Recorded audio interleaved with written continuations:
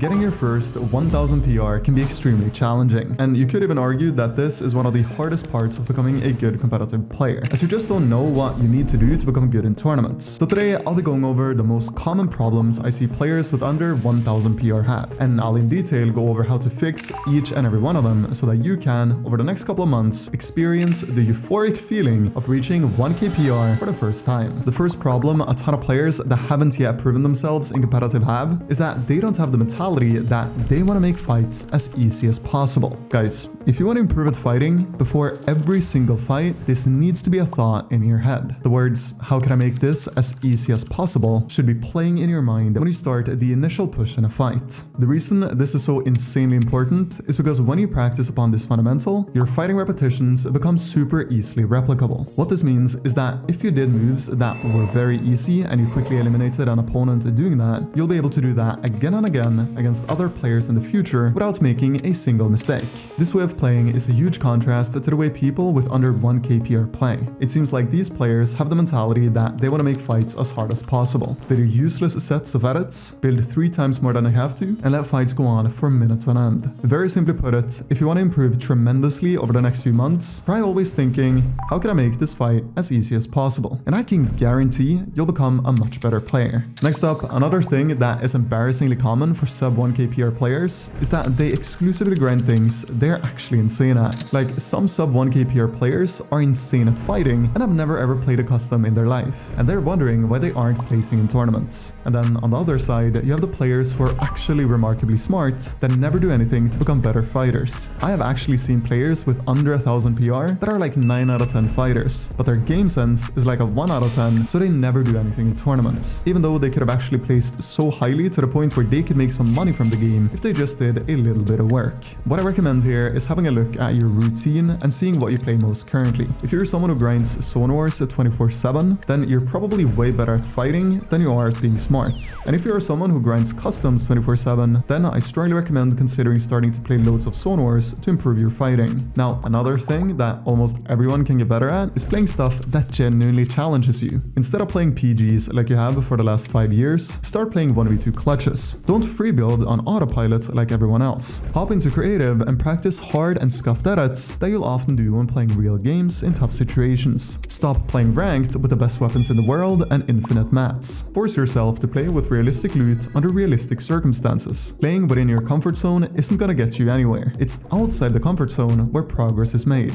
Everybody has 24 hours in a day, and spending the time you play on things like free building, doing 1v1 PGs, or playing ranked for rank instead of W-keying everyone is such a waste of time. You need to have the mentality that every hour you play must be effective in terms of improvement. And the way you do that is doing things that you haven't played a million times before. Lads, I'm doing this thing, by the way, where for every 100 new users we get on code MarinTM, I'll post a brand new video. Even if we get 500 new users on the code overnight, that would mean I would have to post 5 videos the day I got those users. So consider putting in the code if you like what I do here on the channel. Circling back to the video, we gotta talk about performing in tourneys. Most players under 1k power rankings have this weird way of playing tournaments. One game they play flawlessly to their strengths, and the next game they decide to play to their weaknesses. Let me give you an example. Player A is insanely good at playing for endgames. He's smart, and if he gets to the moving zones, he will do exceptionally well inside game. And in one tournament game, he plays to endgame perfectly. He makes it and wins the game. In the following game, he completely switches up his strategy because he's bored and starts fighting people, and he ends up wasting a ton of time for absolutely no points. Now, here's the thing. The fact that player A here wants to fight someone is good, as it's his biggest weakness,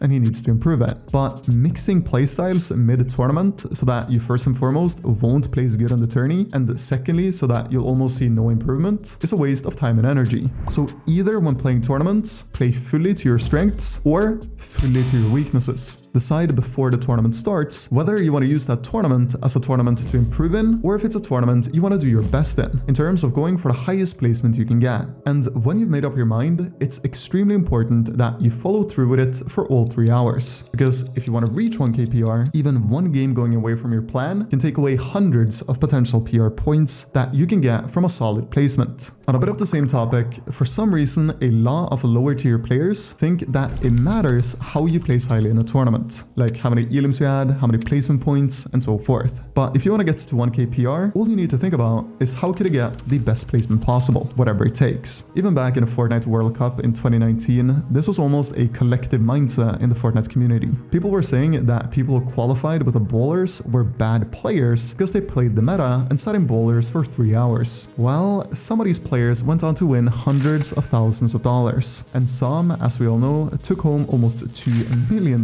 from sitting in a bowler and doing what it took to ensure as good a tournament placement as possible. The essence here, guys, is that if your gut is telling you that you can place highly, if you play in a cringe way, play that cringe way. It doesn't matter what you do at all to secure that impressive placement, as long as it's morally okay, of course. Moving on, I need to talk about the environment you put yourself in. Unfortunately, I've from time to time been invited to discords with players who play a lot and who all have under 1000 PR. When I join some of these discords and listen to how they talk about the game, I could just tell they're not good in competitive. A lot of the time, you'll hear tons of excuses in these discords. A lot of sub 1k PR players lack a major amount of accountability. Especially from my experiences in these discords, it's almost like the people in there didn't understand that it was their fault that they didn't place highly in tournaments. That's how much they blamed outside factors like luck. In addition to this, I instantly noticed that these guys were not focusing on getting in as many repetitions of practice as possible. They would land safe spots in ranked, and some of them would even try to play smart in ranked instead of just W-king everyone, which is something you can't do if you want to reach 1k PR. Caring about what rank you have or your stats is worthless in Fortnite if your goal is improvement. The only metric that matters in terms of how good of a player you are is your PR. Players can have a 90% win rate on 150 KD, but if they have 100 PR, they're still bad players in my eyes. To add on to this, I also noticed how none of these guys ever did anything they found boring. Smart things like making a drop map, planning out an off-spawn route to ensure that you get as many chests, floor spawns, and mats as possible are all examples of things these guys did not do, simply because in their eyes, that was boring work. And although that may be true, spending a few hours every season making a drop map and a loot route is such a small effort you can make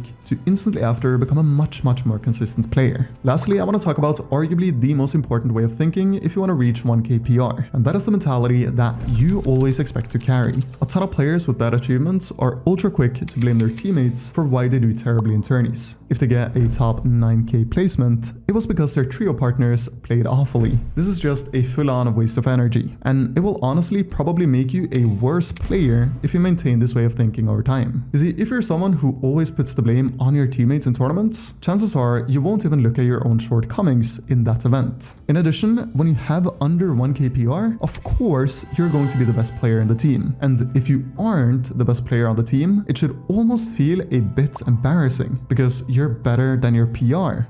Right? Expecting your teammates to even be good is something you low-key can't do at this level of skill, because they objectively won't be. So when playing events with players around your skill level, expect to carry. And if your teammates play good, look at that as a massive bonus. Alrighty guys, there we have it. The main reasons people are stuck under 1k PR. If I missed anything, I'd love to hear what in the comments below, and maybe you can even drop a comment that can help somebody else out in their competitive journey. Thanks guys.